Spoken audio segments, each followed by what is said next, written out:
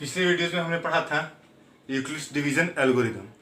आज इस वीडियो में हम लोग पढ़ेंगे उसका एप्लीकेशन। टॉपिक भी लिख दिया हूँ मैं, applications of Euclid's division algorithm. तो थोड़ा सा पीछे का डिस्कस करें। अगर यूक्लिड्स डिवीजन एल्गोरिथम में हम लोग ने क्या स्टडी किया था, तो ए इज इक्वल टू क्या आया था, बी क्यू प्लस आर, जहाँ पर आर का वैल्यू क्या होता था, तो ग्रेटर देन और equal to 0 and less than B. ठीक है, आर यहाँ पर मैं रिमाइंडर होता था।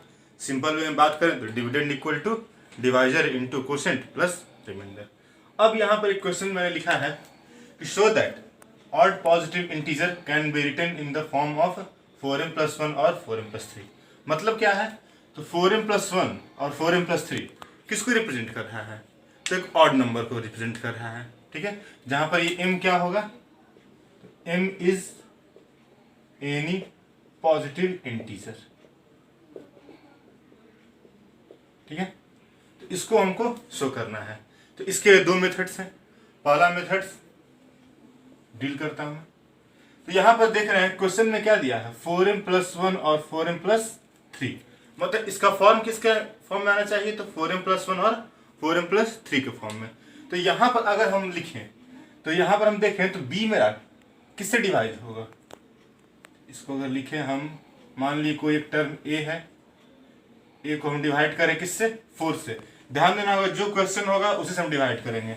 4m+1 है तो 4 से, अगर 2m+1 आता तो 2 से, 3m+1 रहा तो 3 से, 7m+ रहा तो 7 से, मतलब जो रहेगा उसके हम डिवाइड करेंगे।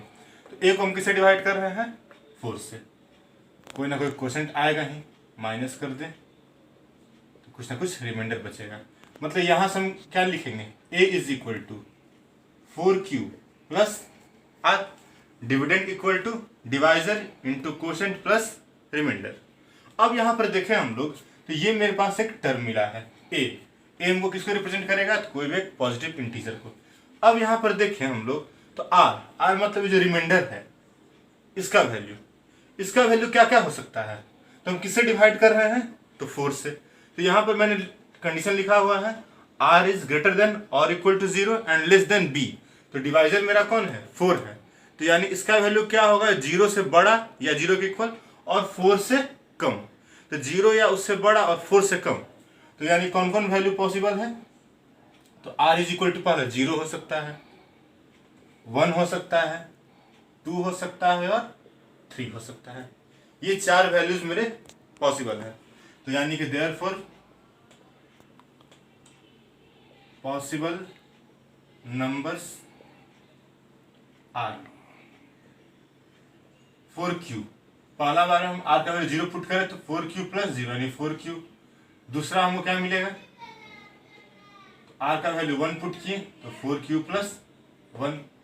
तीसरे बार में 4q प्लस 2, चौथे बार में 4q प्लस 3। मतलब 4 वैल्यू हमको मिला है, 4q प्लस 1, 4q प्लस 2 और 4q प्लस 3। अब यहां पर देखें हम लोग, तो clearly 4q and 4q plus 2 are even numbers. देख रहे हैं यहाँ पर 4 का मल्टीपल नजर आ रहा है, जैसे हम 2 इंटू 2q लिखें तो 2m के फॉर्मेट में आ गया, मतलब ये इवन है। इसमें 2 कॉमन ले लें तो 2q और यहाँ से 1, इसको अगर हम p मान लें तो 2p के फॉर्म में आ रहा है। मतलब ये दोनों किसको रिप्रेजेंट कर रहा है, इवन नंबर्स को। तो यहाँ देख रहे हैं हम लोग कि ये और ये किसको रिप्रेजेंट किया, इवन को। अब कौन बच गया, तो 4q प्लस 1 और 4q प्लस 3। तो ये जो दोनों रिमेनिंग होंगे वो कौन से होंगे, ऑड को रिप्रेजेंट करेंगे। यानी देयरफॉर 4q प्लस 1 और 4q plus 3 represent odd integers. ठीक है, तो यहां पर देखिए क्वेश्चन में चूंकि मैं था 4m और 4m+1 और 4m+3, यहां में रिजल्ट आ रहा 4q प्लस 1 और 4q प्लस 3, उससे कोई प्रॉब्लम नहीं है। यानी हम कर सकते हैं देयरफॉर 4m+1 और 4m+3 is odd numbers, are odd numbers, are odd numbers for positive value of m। यहाँ देखना वाली बात है कि यहाँ 4q+1 और 4q+3 था, लेकिन हम लोग यहाँ पर लिखे लास्ट में क्या 4m+1 और 4m+3। इसमें क्या है, q को हम किसे रिप्लेस कर दिए, m से, क्योंकि यहाँ पर q क्या है, कोई भी हम इंटीजर लेके चल रहे थे 1 2 3 4 कोई भी, तो ये फॉर्मेट लिखे, ये फॉर्मेट लिखे, उसमें कोई दिक्कत नहीं है। अगर हम इतना करके भी लिखें तो कोई दिक्कत नहीं है। यहाँ पर जो q था उसको किससे रिप्लेस करना होगा, m से, तो फाइनली वही में रिजल्ट मिलेगा। और इस तरह से हम किसी क्वेश्चन को सॉल्व कर सकते हैं। तो यहाँ पर देखिए हम लोग क्या सीखे, तो कोई भी नंबर दिया हुआ है 4m+1 और 4m+3, तो किसके फॉर्मेट में प्रूफ कर दिए, ऑड नंबर के फॉर्म में। क्लियर। अब जो है इसी क्वेश्चन को हम सेकेंड मेथड से बनाएंगे, और ये मेथड मेरे हिसाब से बहुत ज़्यादा आसान रहेगा।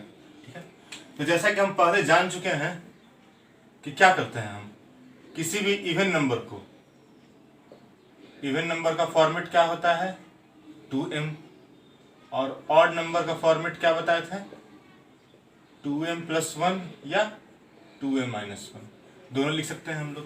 तो यहाँ पर देखिए क्वेश्चन में क्या है मेरा, तो 4m+1 ये वाला टर्म है।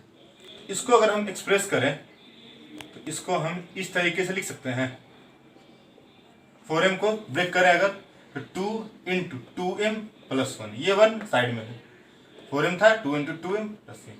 अब ये 2m जो है इसको हम कोई वैल्यू मान लें, k p a b c कुछ भी मान सकते हैं।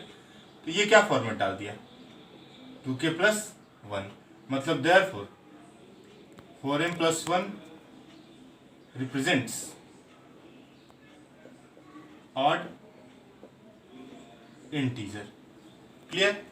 अब बारी है मेरा किसके लिए, 4m+3 के लिए, फॉर 4m+3, तो 4m+3 है।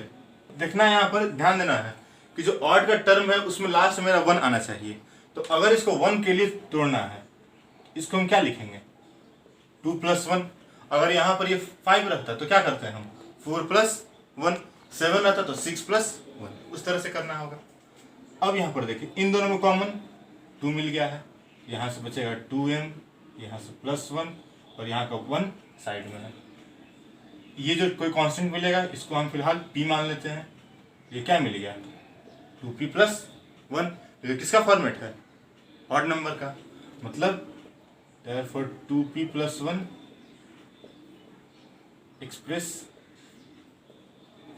the odd integer, therefore 4m+3 also represent odd integer, therefore 4m+1 और 4m+3 is an odd integer। और इस तरह से मेरा क्वेश्चन सॉल्व हो गया। यहाँ पर अभी जो मैंने क्वेश्चन बताया उसी पर बेस मैंने 3 क्वेश्चंस दिया है, उसको आप लोग ट्राई कीजिएगा, अपना फीडबैक बताइएगा क्या क्वेश्चन सॉल्व हो पा रहा है या नहीं। अगर कोई डाउट हो तो वो भी आप कमेंट बॉक्स में कमेंट कर सकते हैं। ऐसे क्वेश्चन मैं रिपीट कर देता हूँ। पहला क्वेश्चन मैंने दिया है, so that every positive even integer is of the form of 6m, 6m+2, 6m+4।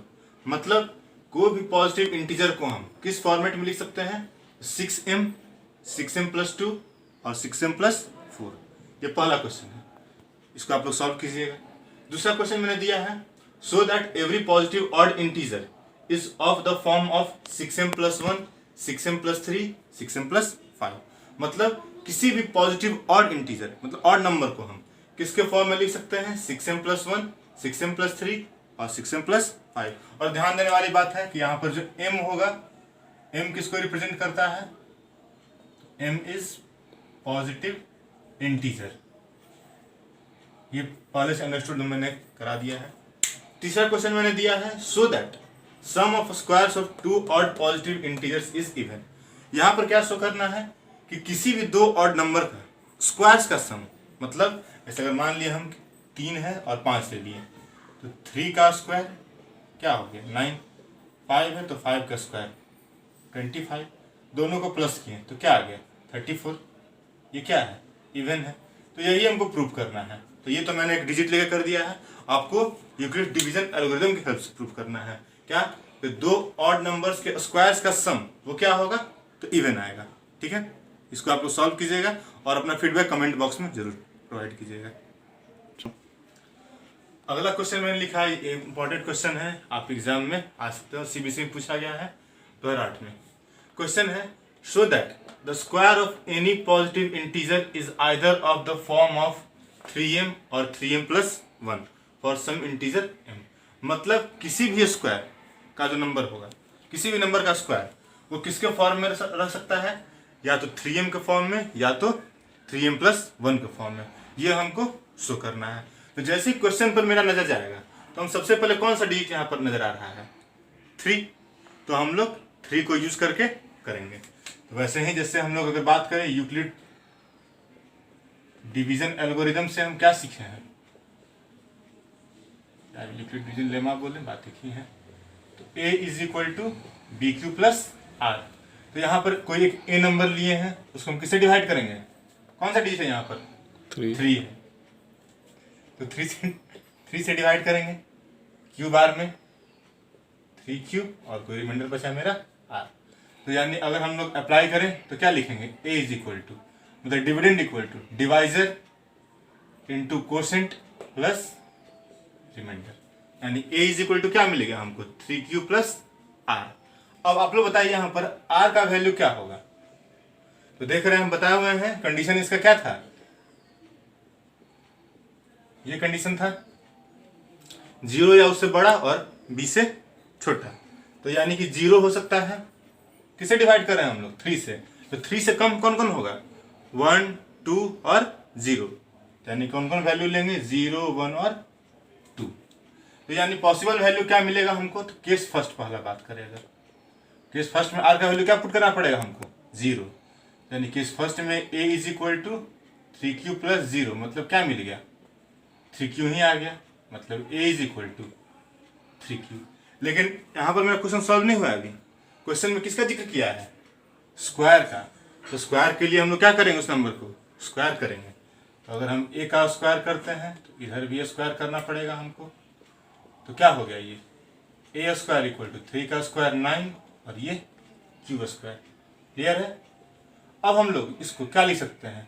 तो 3 × 3q² लिख सकते हैं। इतना 3 3 जा 9 हो रहा है। क्यों ऐसा लिखें? क्योंकि हमको ये फॉर्मेट चाहिए। इस फॉर्मेट लाने के लिए हमको कुछ दिमाग पर लगाना पड़ेगा। तो देख रहे हैं क्या हो गया है? 3 × 3q²। अब इस वाले को हम क्या मान सकते हैं? m मान लेते हैं। तो 3 × m 3m, मतलब पहला पार्ट मेरा शो हो चुका है। अब बारी है एक बार 1 पुट करने का और दूसरी बार 2 पुट करने का। तो केस 2 में आते हैं। फॉर r = 1 तो a क्या होगा? तो 3q, r का वैल्यू हम क्या लेंगे? 1। ये हो गया 3q+1।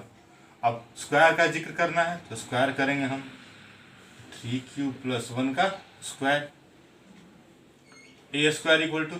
अब यहाँ पर एक फॉर्मूला यूज करना होगा हमको, a + b का होल स्क्वायर।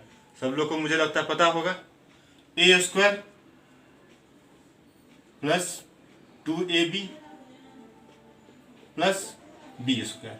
तो 3q का स्क्वायर क्या हो गया? तो 9q², 2 3 जा 6q और यहाँ 1 का 1 रह गया। क्लियर है? a + b का होल स्क्वायर पर तोड़े मैंने। a² + 2ab + b²। कहीं कहीं लोग बोलता है a² + b² + 2ab, उससे कोई दिक्कत नहीं है। अब इन दोनों में कॉमन क्या मिला हमको? तो 3 मिला है। 3 ही लेंगे, 3q कॉमन मिला लेकिन हम 3 ही ले रहे हैं।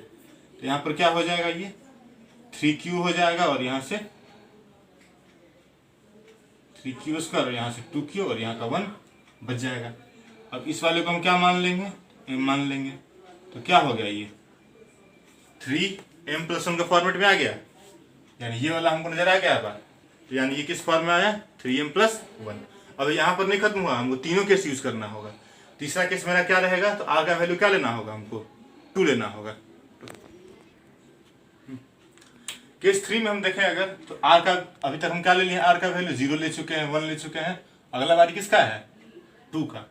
तो a = क्या होगा? तो 3q, r का वैल्यू 2, मतलब a = 3q + 2 किसका जिक्र करना है, तो स्क्वायर का। तो A square equal to 3q plus 2 का स्क्वायर। तो A square is equal to, इसको ब्रेक करें तो A square 2ab plus B square बन गया ये 9q स्क्वायर, 2 3 जा 6, 6 2 जा 12 और प्लस 4। देखिए अब यहाँ पर, तो यहाँ पर हमको थोड़ा प्रॉब्लम हो जाएगा क्योंकि यहाँ पर 4 आ रहा है, लाना था हमको 1 के फॉर्म में या इसके फॉर्म में। इस फॉर्म में तो मिल नहीं रहा है, यानी बचा ये फॉर्म, कैसे लाए। तो देखें हम, तो इसको इस तरह लिख सकते हैं, इस 4 को 3 प्लस 1 क्यों लिखा गया है, क्योंकि ये जो टर्म है 3 का आगे टर्म आ जाए। अब यहाँ से यहाँ तक में हम 3 कॉमन लेंगे तो क्या बच जाएगा, यहाँ से 3q स्क्वायर 4q प्लस 1 और यहाँ का 1 बच गया। अब इस वाले को हम मान लेते हैं m या k, कुछ भी मान सकते हैं, वो आपके ऊपर निर्भर करता है। ये हो गया 3m प्लस 1। यानी हम क्या देखें, तो किसी भी नंबर का स्क्वायर, पहले वाले में क्या आया था हमको 3m आया था, दूसरे वाले में हमको 3m प्लस 1 आया और तीसरे वाले में भी आफ्टर सिंप्लीफाइड 3m प्लस 1 ही आया। मतलब किसी भी नंबर के स्क्वायर को हम किसके फॉर्म में लिख सकते हैं, 3m के फॉर्म में या 3m प्लस 1 के फॉर्म में, क्योंकि यही तो आ रहा है, दोनों सेम ही चीज़ है। तो ये बोले और ये बोले, यही काम चल जाएगा। तो यानी किसी भी नंबर के स्क्वायर को हम किसके फॉर्म में लिखेंगे, 3m और 3m प्लस 1 के फॉर्म में। अगर बाई चांस कभी क्वेश्चन क्यूब का आएगा, ये क्वेश्चन ऐसे आपको NCERT में फर्स्ट एक्सरसाइज में है, एक क्वेश्चन और उसमें आपको मिलेगा क्यूब का, तो सेम प्रोसेस हम लोग जाएंगे, ठीक है। लेकिन फॉर्मूला वहाँ पर किसका लगाना होगा, तो a प्लस बी का होल क्यूब का। नेक्स्ट वीडियो में हो सके तो मैं आपको कुछ फॉर्मूला दिखा दूंगा, उसको आप लोग ध्यान दीजिएगा।